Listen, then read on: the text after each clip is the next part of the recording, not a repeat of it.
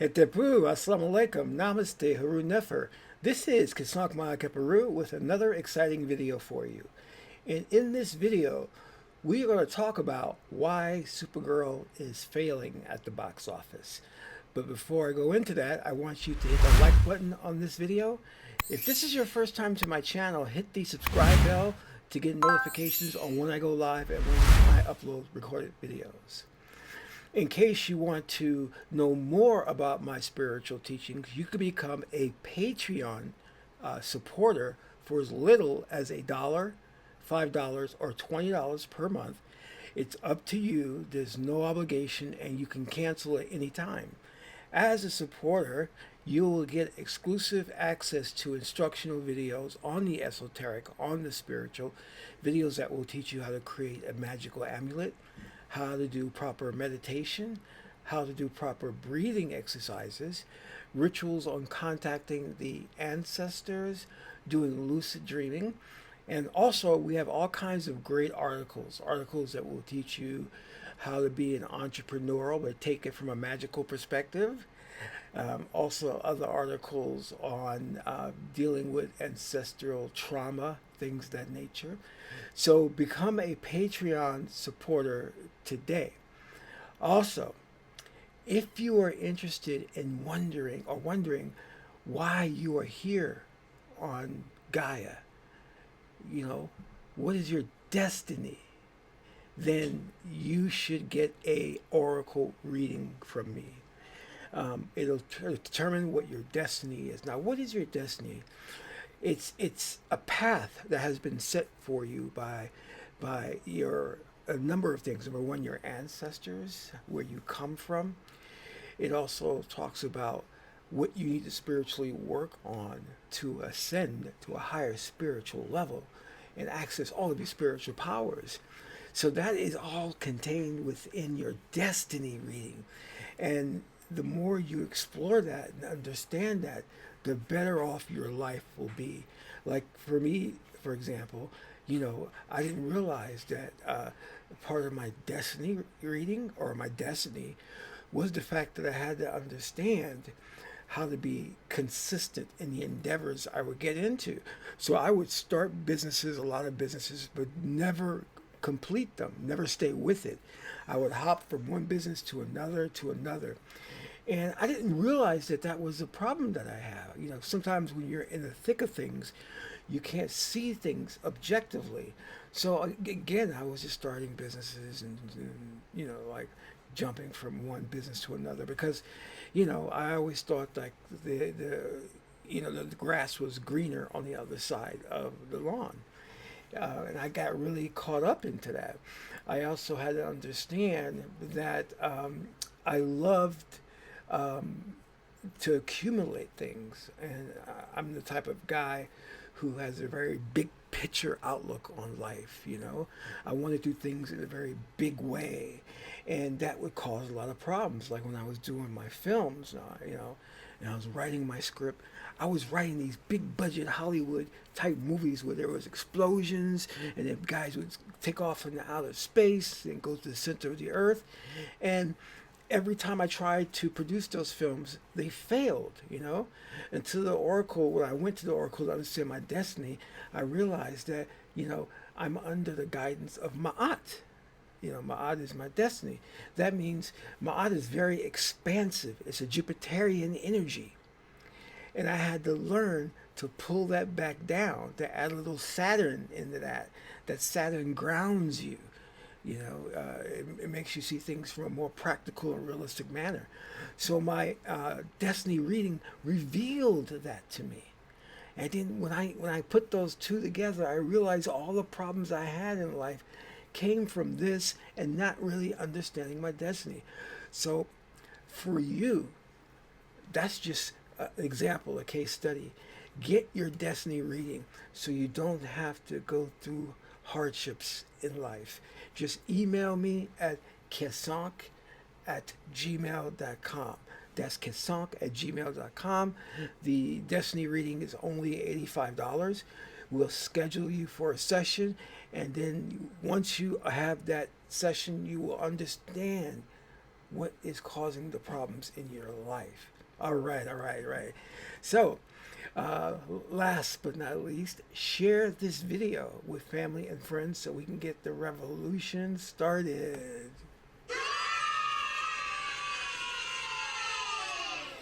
Harun Nefer, Namaste, Grand Rising.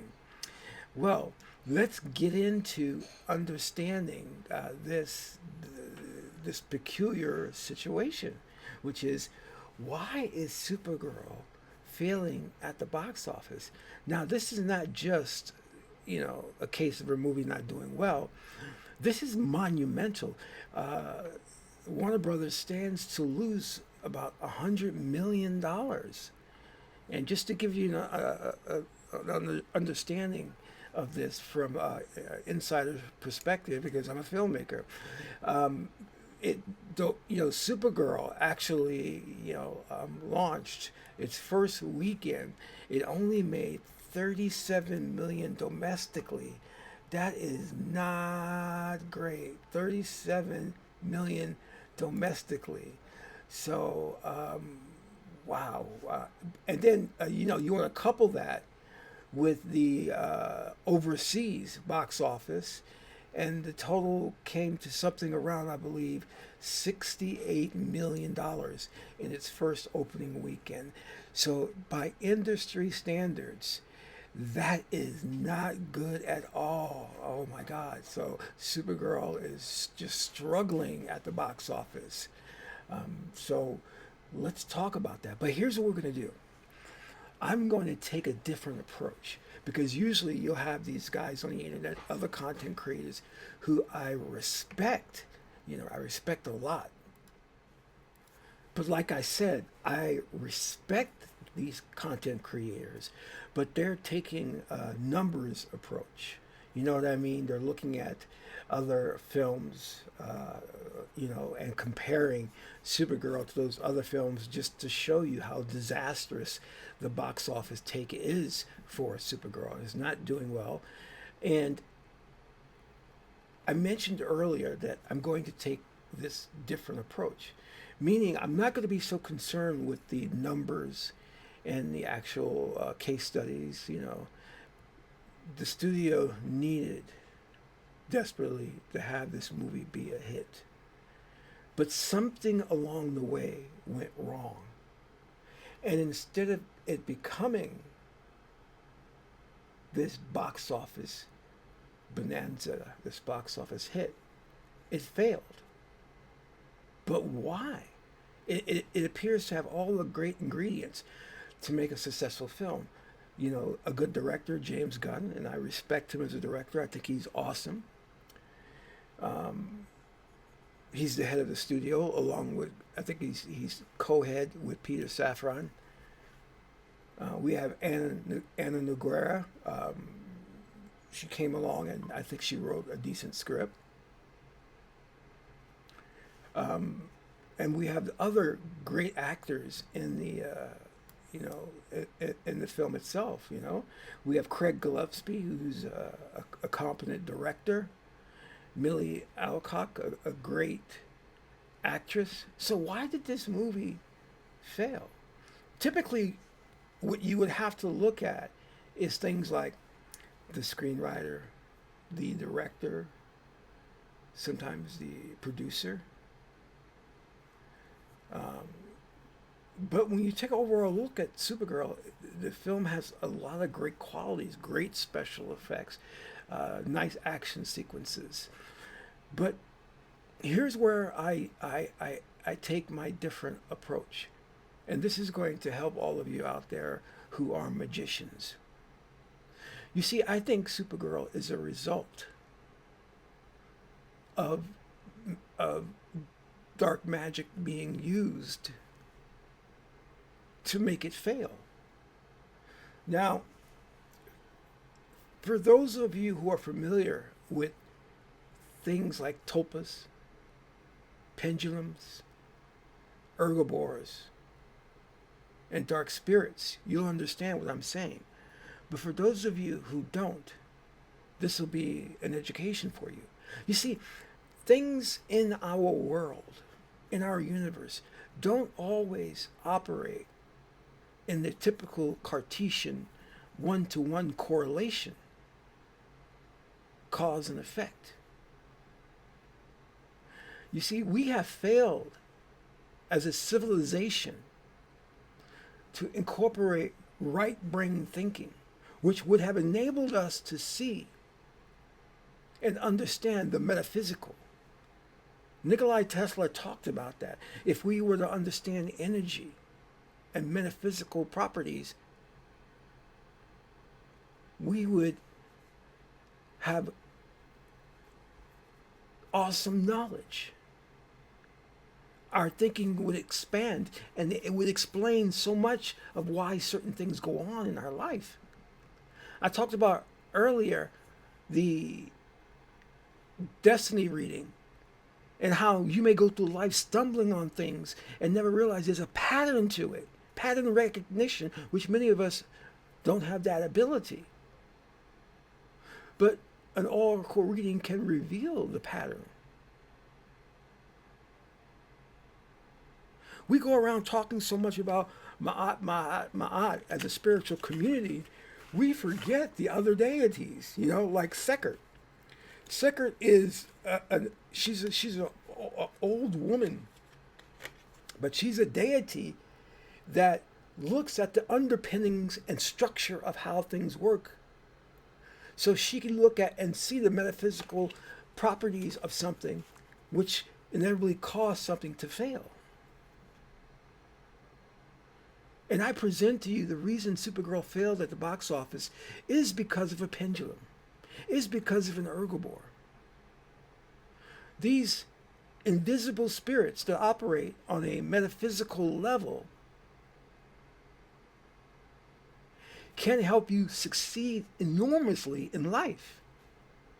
And they can also make you fail big time to where you're on the street, you're a hobo, homeless, on drugs, drinking.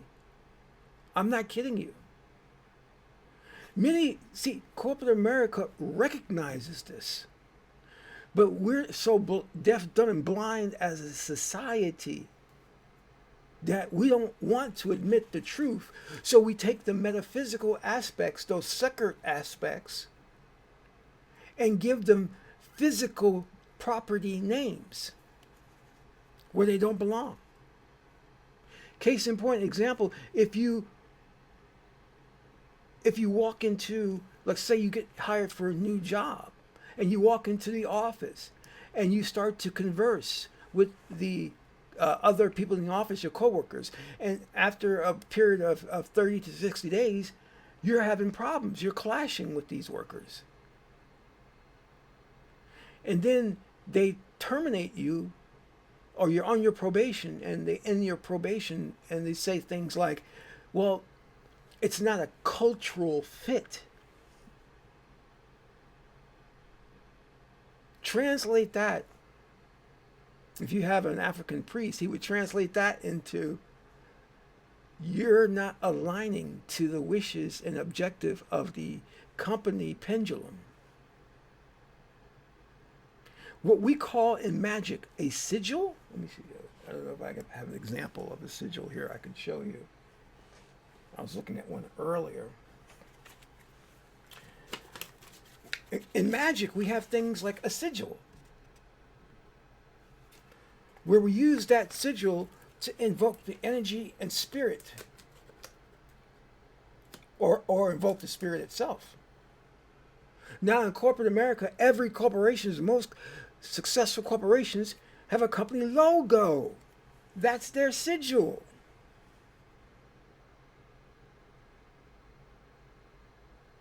And most companies are under the guise of a powerful ergobor. Now don't get hung up on these names. Pendulums, ergobors, topas. They're all interchangeable. But the bottom line is they are metaphysical entities, or spirits if you want to call them, that guide the objective of the company, and it feeds off of the people within that company. And if you go to the company and you're not in line with the objectives of the company or herbivore, that herbivore is going to quickly get rid of you because it cannot use you. You're not giving it energy. And many of our people don't understand. Many of black people don't understand that when we go to a corporation and we see one white person do something and they get a slap on the wrist and we do the exact same thing and we're terminated, we don't understand that that comes from a very powerful racist herbivore. Yes, I'm revealing to you the secrets of life, the metaphysical secrets. These companies have a racist pendulum that operates within that company to ensure that company's success. And part of ensuring that company's success means that it needs to get rid of you.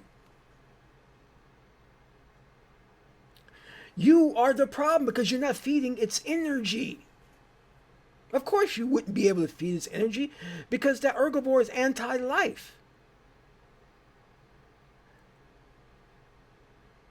It's racist. So it's threatened by you. Do you understand? I have just given you Pendulum 101. How these things operate, but you cannot see. Now you have an understanding, an explanation of what perturbed you about that job you got fired from. And I try to tell our people that we're not fighting against physical means, we are fighting against metaphysical means.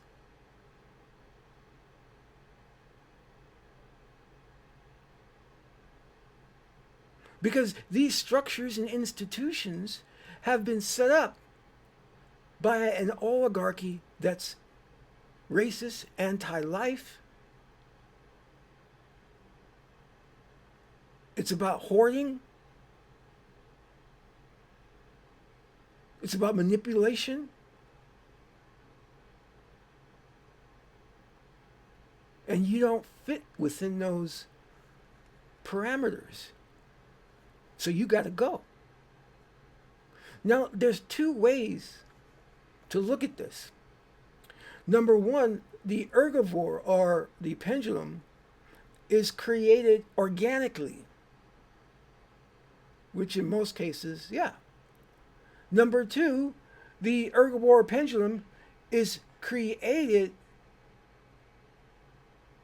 synthetically, and it's created by nefarious means.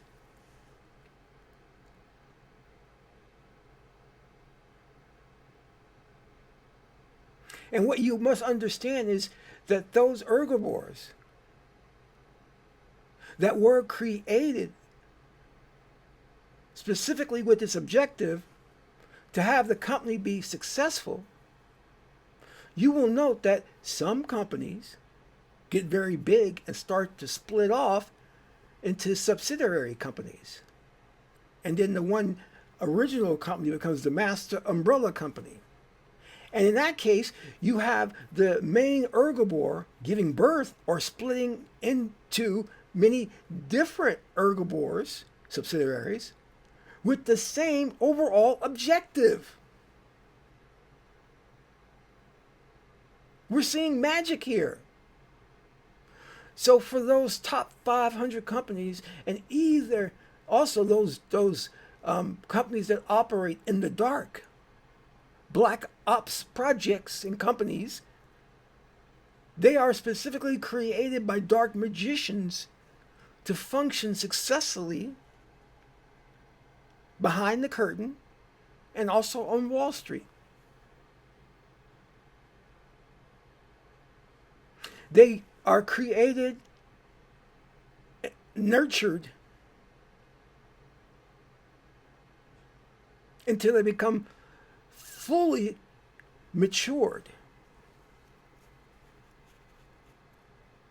These are what these dark magicians do. The other thing, and I want to get into this, is the case in point of a movie like Supergirl, where you have the pendulum or ergobor that I believe was created organically. So let's look at this timeline. Just a quick brief look at this timeline. How the studio released early photographs of James Gunn behind the scenes directing.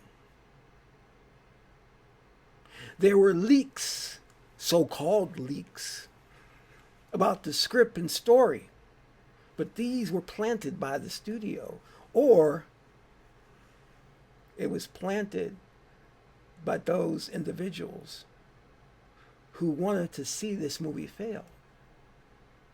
Because when those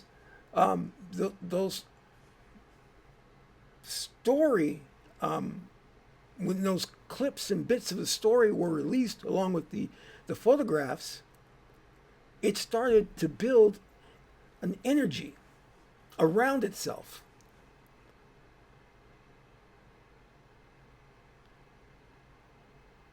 It started to get people to feel a certain type of way about the movie. And how they felt and saw the little bit of what they did see, they had a negative opinion of it. And that was the seed. That was the seed that was planting to allow this tulpa or ergobor to grow.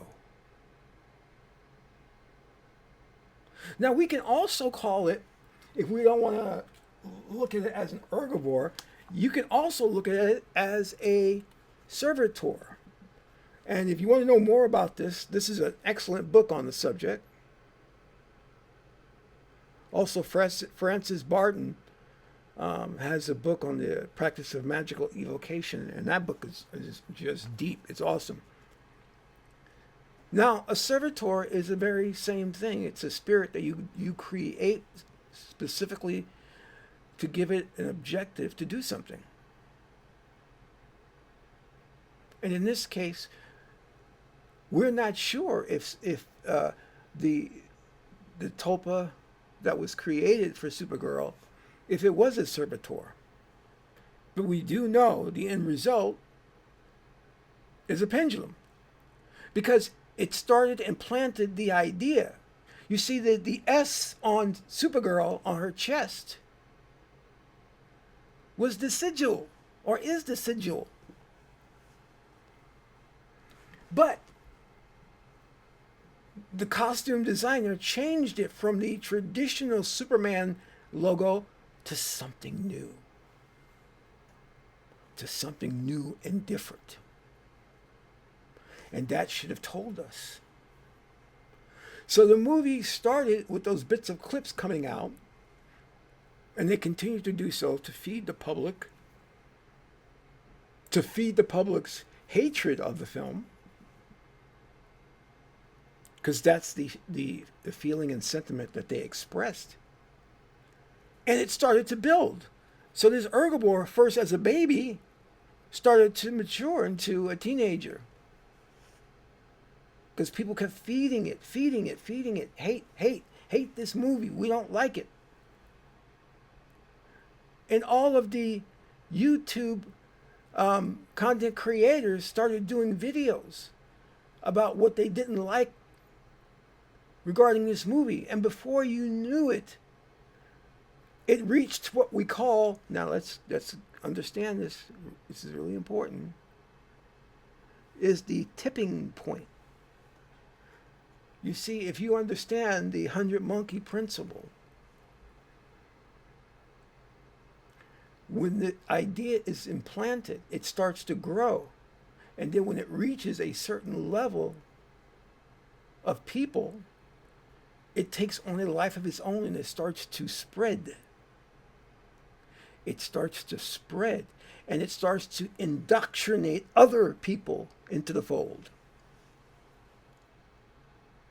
So people who had not seen anything about Supergirl or heard anything about Supergirl jumped on the bandwagon to express their hate. And the end result was all this vitriol on the internet about the movie. Unnecessarily. And then a lot of this hate started to spew at James Gunn. So this herbivore for the film split or gave birth to another herbivore, which was to attack James Gunn. So now you have two herbivores, or the pendulums.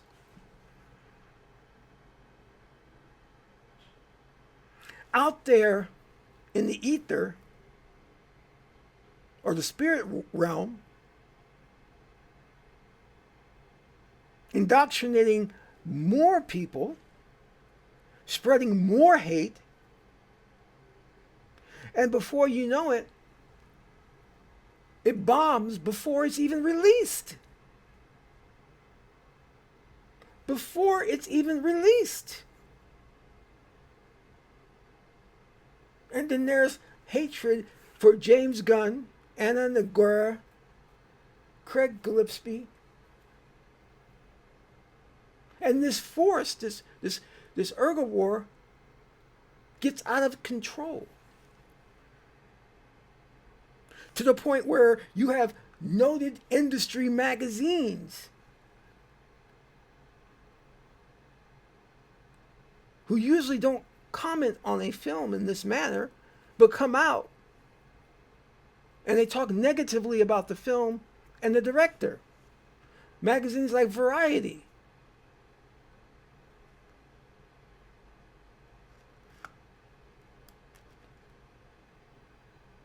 So James Gunn's baby, his film, or Craig Gillespie's film, is doomed.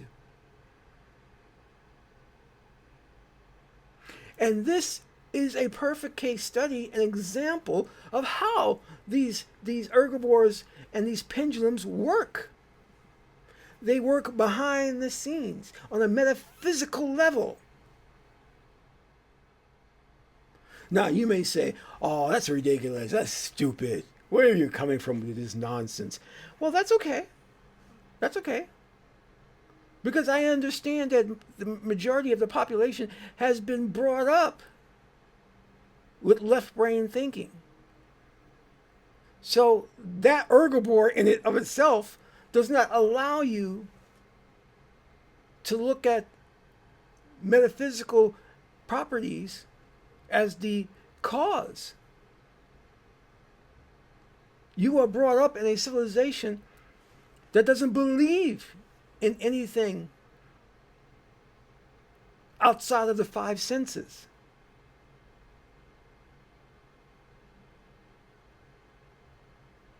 So then for you may look at me as a nut or crazy because you're not structured to accept and believe in metaphysical things at this time. But maybe there will be, and I guarantee you this, there will be awakening in the sciences and in the universities to where they'll understand that you must use your right brain or else we will perish. We must use the right brain to understand things on a deeper level.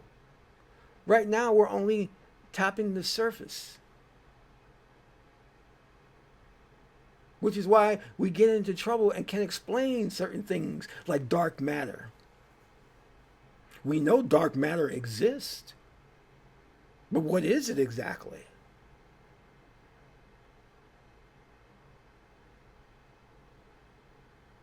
you know? So I fully understand that there'll be people that will look at me and think, oh, this guy's got to be crazy. We're talking about box office numbers, which is something tangible. Well, he's talking conspiracy theory stuff. No, I'm talking real stuff on how life really works.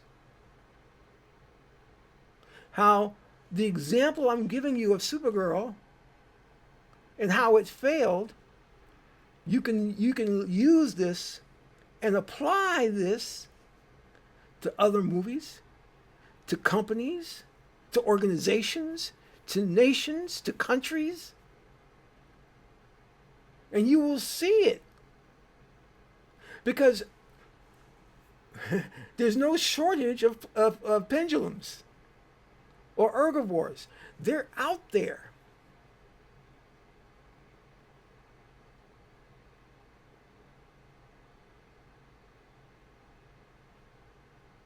And someone like Elon Musk, he is under the guise of a successful herbivore.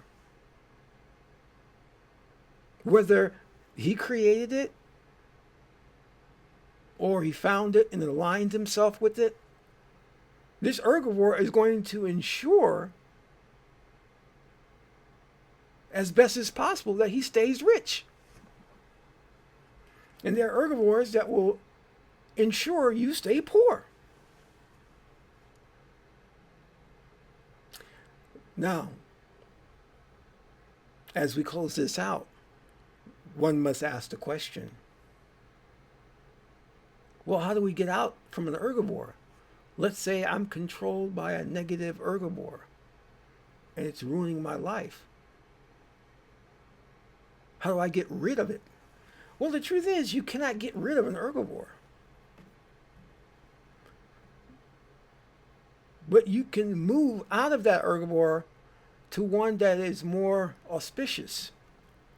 And the way you do that, the way you combat this herbivore that you're under, is to ignore it. Do not feed it by getting upset and angry at it. Ignore it. And by doing so, eventually it will realize that it can gain nothing from you and therefore release you.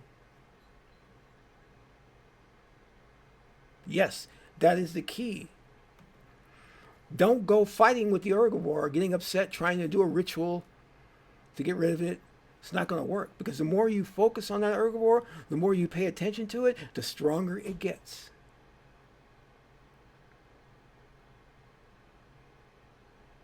So the thing that you need to do is to totally ignore it.